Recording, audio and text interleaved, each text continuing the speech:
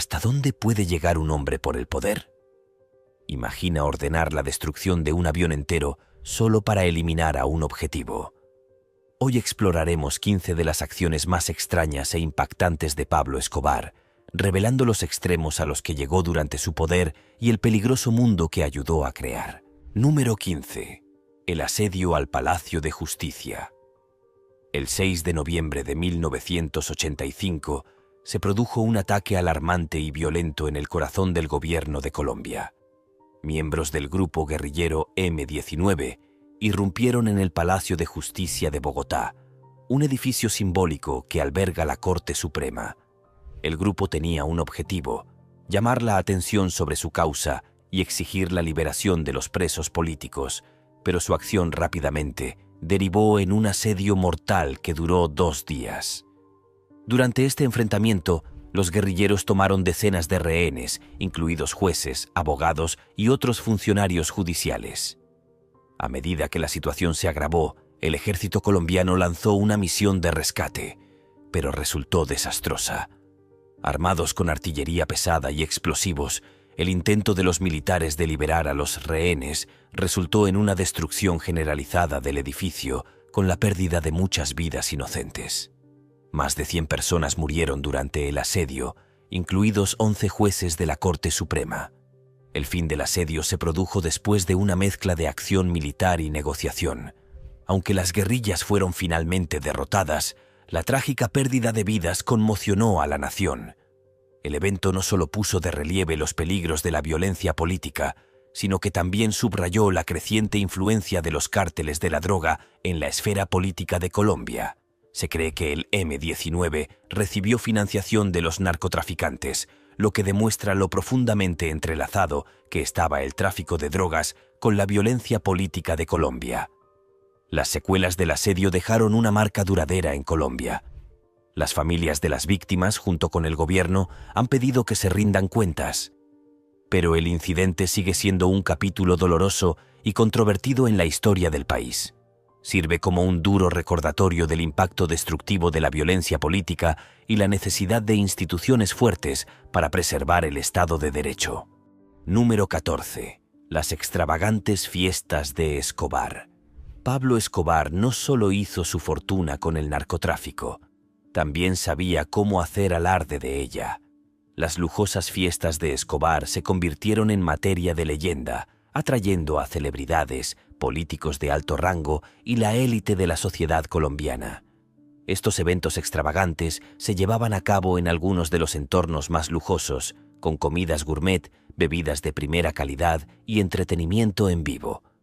Eran el escenario perfecto para que Escobar exhibiera su inmensa riqueza y poder. Sin embargo, estas fiestas no eran solo exhibiciones de opulencia. También servían para reforzar la influencia de Escobar.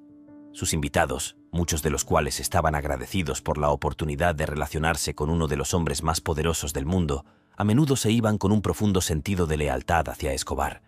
Pero estos eventos tenían un lado más oscuro.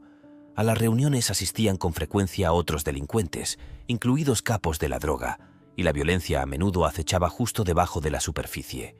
Se rumoreaba que los invitados que no mostraban el debido respeto por el estatus de Escobar sufrían intimidación o incluso castigos físicos. Las fiestas de Escobar también eran conocidas por sus actividades ilegales. Había rumores de que se consumían drogas abiertamente y muchas de las personas que asistían a estos eventos estaban involucradas en actividades delictivas. Las extravagantes celebraciones eran un símbolo de la corrupción que recorría la sociedad colombiana en esa época. Encarnaban los excesos y peligros del tráfico de drogas, y Escobar usaba su riqueza para mantener el poder y el control. Hoy, las fiestas de Escobar siguen siendo un triste recordatorio de la naturaleza destructiva del tráfico de drogas. Ofrecen una advertencia sobre cómo el poder sin control, la corrupción y el exceso pueden devastar tanto a los individuos como a las sociedades. Estos eventos son una cruda ilustración del peligroso atractivo de la riqueza y los compromisos morales que las personas están dispuestas a hacer para mantener el poder y la influencia. Número 13. Contrabando de cocaína en neumáticos de avión. Las operaciones de contrabando de Pablo Escobar eran tan audaces e ingeniosas como peligrosas. Uno de sus métodos más audaces consistía en ocultar cocaína en neumáticos de avión. Este astuto plan consistía en retirar los neumáticos de los aviones cargados de droga y volver a sellarlos, lo que permitía transportarlos sin ser detectados. Una vez que los neumáticos llegaban a Estados Unidos, se extraía la droga de ellos, escondida en lo profundo del caucho. La genialidad de utilizar neumáticos de avión residía en su discreción. A diferencia de otras partes del avión, los neumáticos no estaban sujetos a las mismas inspecciones rigurosas, lo que los convertía en una opción ideal para el contrabando. Durante un tiempo, el plan de Escobar pasó desapercibido y logró evadir a la policía. Sin embargo, en 1987, la DEA logró incautar un cargamento de estos neumáticos llenos de cocaína en el Aeropuerto Internacional de Miami. Este descubrimiento se remontaba al cártel de Medellín de Escobar y asestó un golpe significativo a sus operaciones. Esta ingeniosa táctica de contrabando fue un testimonio de la inventiva de Escobar y su determinación de mantenerse por delante de las fuerzas del orden. También ilustró hasta dónde llegaban los narcotraficantes para mantener su control sobre el comercio ilícito. Hoy en día, el contrabando sigue siendo un problema mundial y las fuerzas del orden mejoran continuamente sus métodos para detectar y prevenir el tráfico de drogas. El envío de cocaína lleno de neumáticos de Escobar es solo un ejemplo de los esquemas creativos pero peligrosos que han empleado los traficantes y sirve como un duro recordatorio de la batalla en curso contra el tráfico de drogas. Opciones fuertes para preservar el Estado de Derecho. Número 12. El asesinato de Rodrigo Lara Bonilla. Rodrigo Lara Bonilla fue un político y abogado colombiano que se convirtió en un feroz adversario de los cárteles de la droga en la década de 1980. Designado ministro de Justicia por el presidente Belisario Betancur en 1983, Lara no perdió tiempo en desafiar a los capos de la droga, en particular a Pablo Escobar y su cártel de Medellín. La postura firme de Lara contra los cárteles lo convirtió en un objetivo principal. Tomó medidas decisivas, entre ellas la de impulsar la extradición de narcotraficantes colombianos a Estados Unidos, medida que desencadenó violentas represalias por parte de los cárteles. El 30 de abril de 1984, la lucha de Lara contra los cárteles condujo a su trágico asesinato en Bogotá. Mientras se dirigía al trabajo, sicarios enviados por el cártel de Medellín abrieron fuego contra él y lo mataron instantáneamente. Su muerte conmocionó a Colombia y expuso el poder letal de los cárteles de la droga. El asesinato no solo mostró la brutalidad de los cárteles, sino también la corrupción profundamente arraigada y la influencia que ejercían sobre la sociedad colombiana. Tras el asesinato de Lara, Colombia entró en una fase brutal de violencia, ya que el gobierno y los cárteles se enfrentaron en una guerra total. Hoy en día, a Lara se lo recuerda como una figura valiente y con principios que enfrentó un inmenso peligro personal mientras luchaba contra el tráfico de drogas. Su asesinato es un sombrío recordatorio de las consecuencias de permitir que los grupos criminales se infiltraran en las instituciones gubernamentales y desestabilizaran. Destaca la necesidad continua de un liderazgo fuerte y resistente y del Estado de Derecho frente a la corrupción y la violencia abrumadoras. Si te están gustando estos datos curiosos, suscríbete en este momento para no perderte ningún video nuevo. Número 11. Regalando casas gratis. Pablo Escobar es recordado a menudo por su despiadado imperio criminal.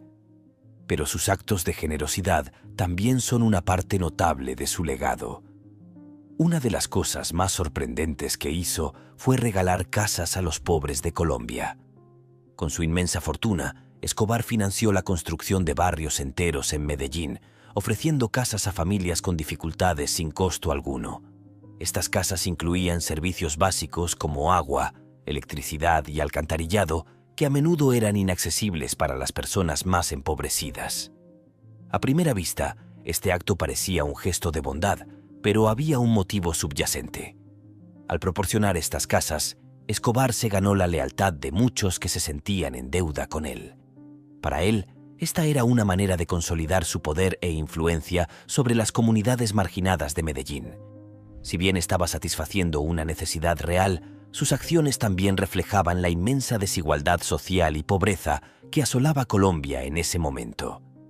El regalo de casas gratis de Escobar fue un excelente ejemplo de cómo utilizó su riqueza y recursos para manipular y controlar a la gente.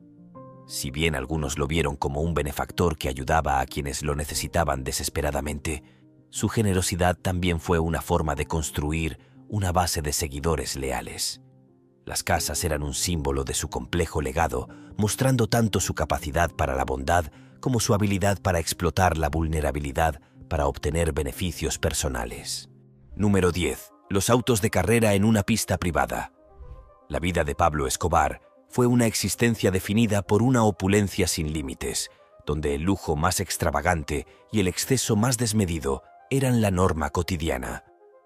Entre sus numerosos placeres y pasatiempos exclusivos, una de sus actividades predilectas, que reflejaba perfectamente su fascinación por la velocidad y el peligro, era conducir automóviles de alta gama en su propia pista privada.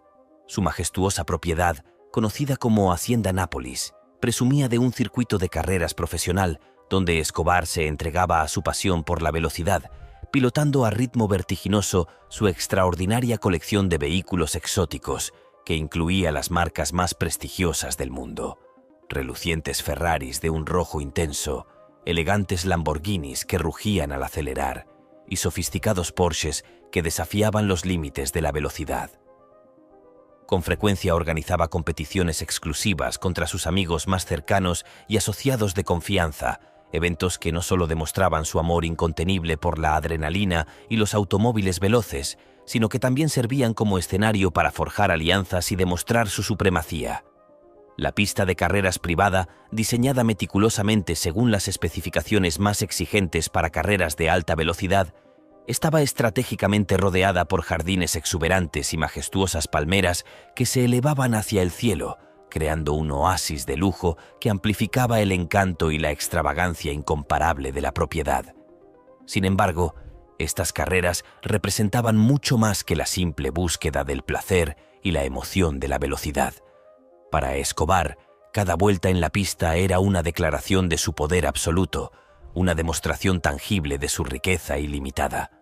Su capacidad para mantener y disfrutar de semejantes lujos mientras simultáneamente dirigía una de las empresas criminales más grandes del mundo era un testimonio impactante de los excesos desmesurados que caracterizaban su estilo de vida.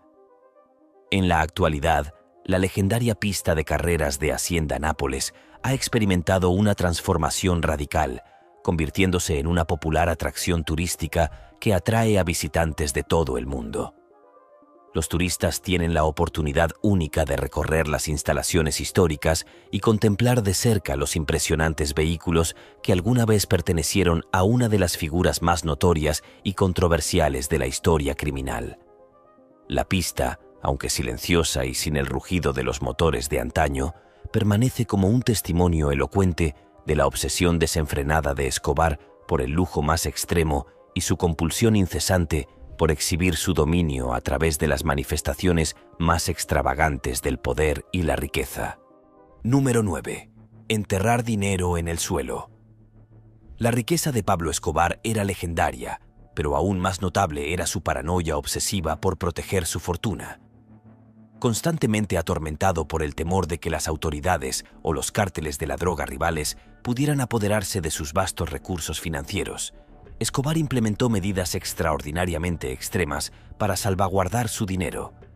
Entre sus prácticas más peculiares y desconcertantes se encontraba la de enterrar cantidades masivas de efectivo en el suelo, una táctica que rozaba lo surreal. En cada una de sus numerosas propiedades, Escobar y un selecto grupo de sus asociados más confiables se dedicaban meticulosamente a cavar elaborados escondites subterráneos. Estos no eran simples agujeros en la tierra, sino sofisticados sistemas de almacenamiento secreto, cuidadosamente diseñados y marcados con un intrincado sistema de coordenadas que solo él y sus más cercanos colaboradores podían descifrar. La precisión con la que documentaban estas ubicaciones era comparable a la de un cartógrafo profesional, creando mapas detallados que guardaban con extremo celo. Esta elaborada estrategia de ocultamiento servía un doble propósito. No solo pretendía mantener su fortuna fuera del alcance de las autoridades gubernamentales, sino que también funcionaba como un seguro contra la constante amenaza de violencia y traición que acechaba en el mundo del narcotráfico. Escobar, profundamente consciente de la naturaleza efímera de su poder, consideraba estos depósitos subterráneos como una red de seguridad financiera, un último recurso en caso de que su imperio comenzara a desmoronarse. La magnitud de su riqueza era tan abrumadora que los métodos convencionales de banca resultaban completamente inadecuados para manejar semejantes sumas de dinero. El enterramiento de efectivo, aunque pareciera una solución primitiva, se convirtió en su método preferido de preservación de capital. Sin embargo, esta estrategia no estuvo exenta de consecuencias imprevistas. Una cantidad significativa de su fortuna enterrada se perdió irremediablemente, ya sea por el deterioro natural causado por el tiempo y los elementos, o por las incautaciones realizadas por las autoridades que eventualmente descubrieron algunos de estos escondites. Esta práctica no solo ejemplifica la paranoia y desconfianza que caracterizan al mundo del crimen organizado, sino que también pone de manifiesto cómo el tráfico de drogas puede engendrar una cultura de extrema suspicacia, paranoia patológica y corrupción sistémica, llevando a sus participantes a adoptar medidas cada vez más desesperadas y extravagantes para proteger sus ganancias ilícitas. Si este video te está haciendo más curioso por el mundo, dale like o pulgar arriba. Continuemos. Número 8. Soborno al gobierno colombiano. La influencia de Pablo Escobar en Colombia no se limitaba solo al tráfico de drogas. Era un maestro en la manipulación del sistema a través del soborno, asegurando que sus actividades delictivas continuaran con poca interferencia del gobierno. La riqueza de Escobar le permitió comprar a una amplia gama de funcionarios, desde jueces hasta oficiales de policía e incluso miembros del Congreso colombiano. Utilizó estas conexiones para protegerse de las consecuencias legales y mantener su poder.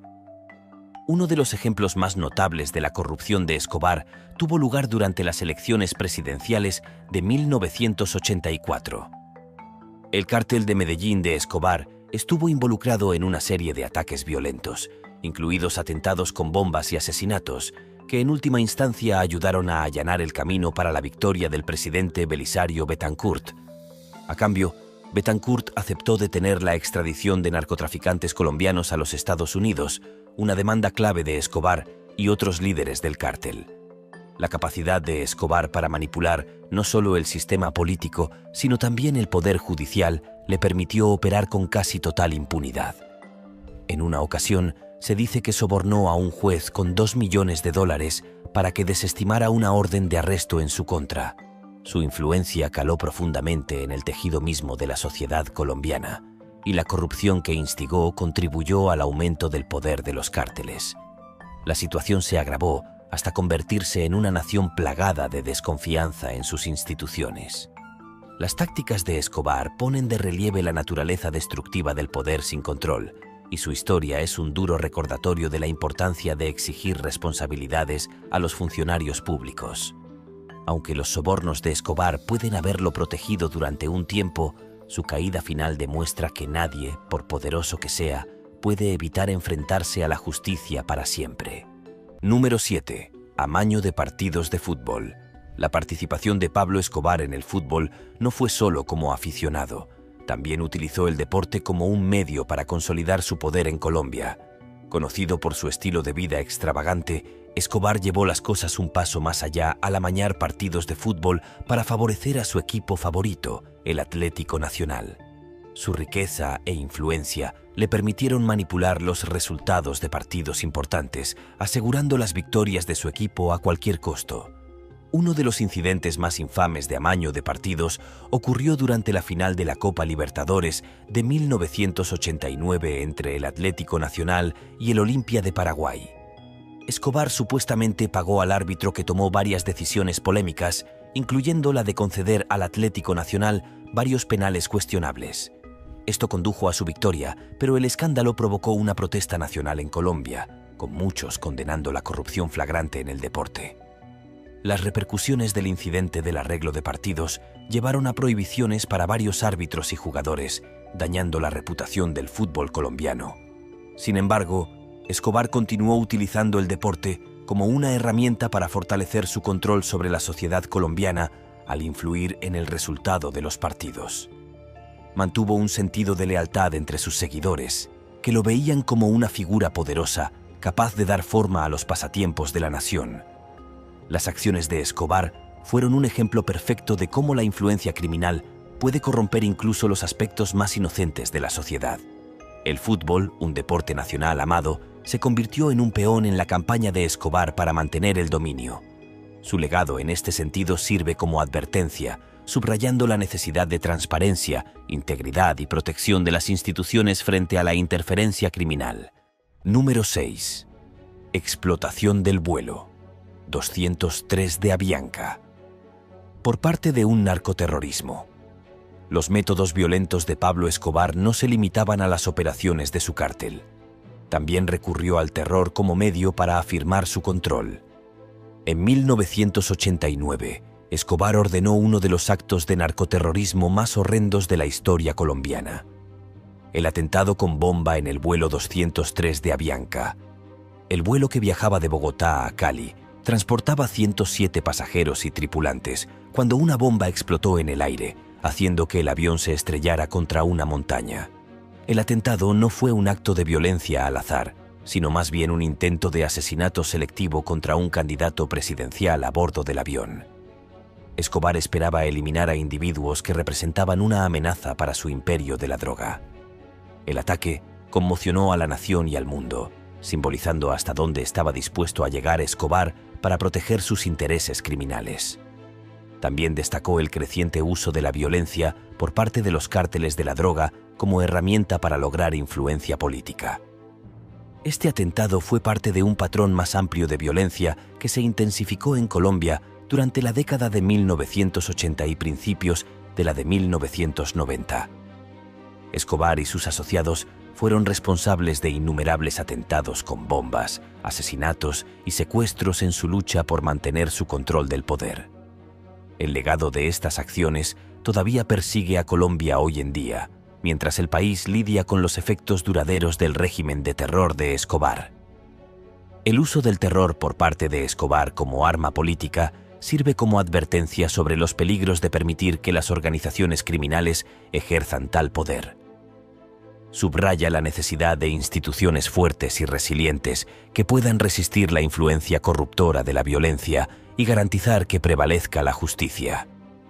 El atentado contra el vuelo 203 de Avianca sigue siendo uno de los capítulos más oscuros de la historia de Colombia y un recordatorio del potencial destructivo del narcoterrorismo. Número 5. Quema de millones de dólares. La enorme fortuna que Pablo Escobar amasó a través del tráfico ilícito de drogas le permitió vivir una vida de excesos y placeres. Pero una de las cosas más extravagantes que hizo con su riqueza fue quemar millones de dólares. En la cima de su poder, Escobar ganaba unos 420 millones de dólares por semana, una suma asombrosa que le permitía hacer alarde de sus riquezas de maneras que pocos podrían imaginar.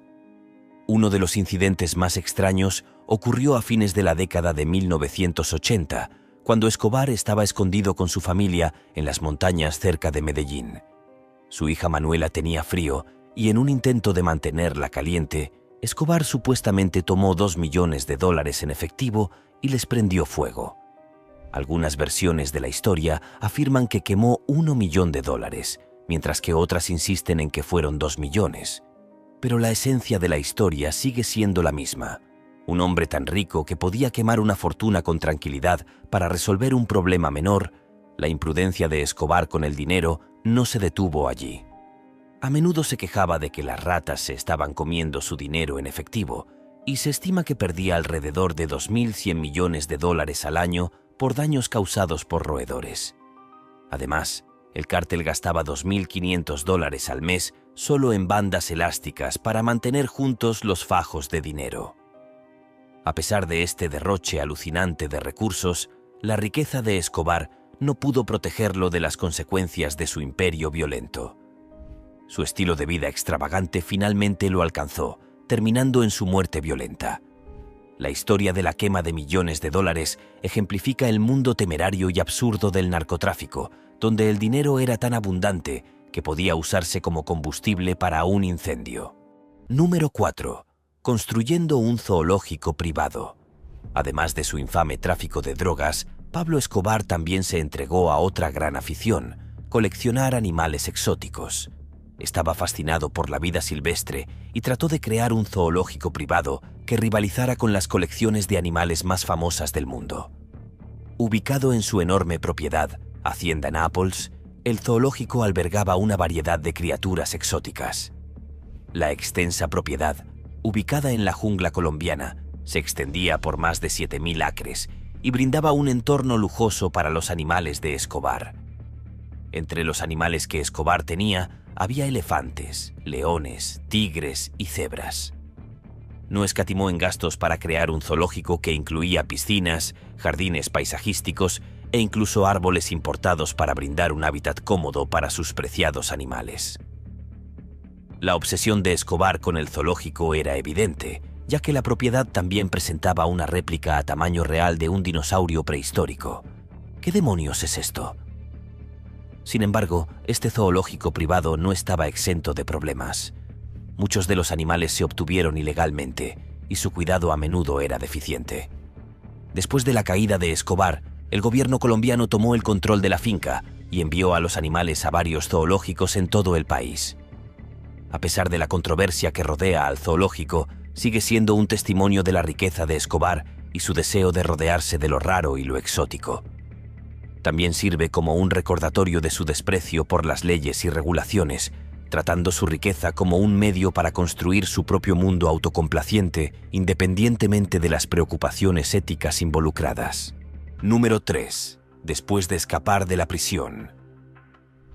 En 1991, Pablo Escobar se encontró encarcelado en una prisión de su propio diseño.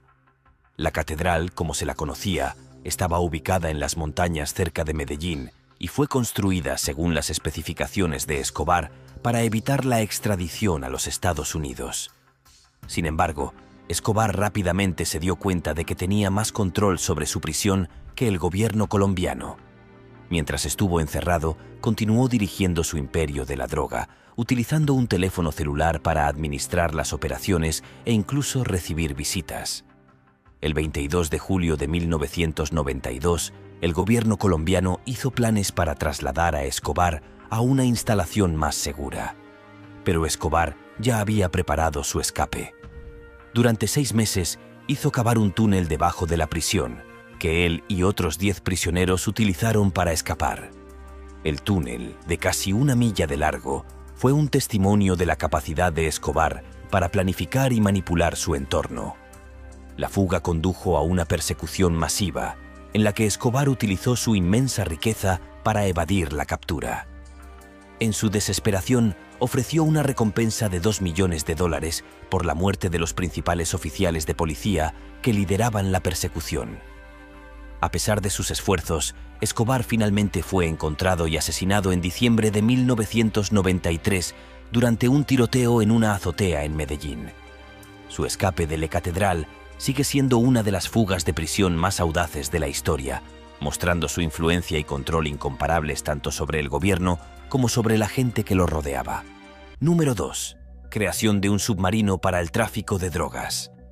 Las operaciones de contrabando de Pablo Escobar no tenían límites, y uno de sus métodos más ingeniosos fue la creación de un submarino para el tráfico de drogas. El submarino, construido en una zona remota de Colombia, supuso un desafío directo a los métodos tradicionales de transporte de drogas. Construido en acero y propulsado por 2 motores diésel, el submarino podía transportar hasta 10 toneladas de cocaína y estaba equipado con sistemas avanzados de navegación, radar y sonar.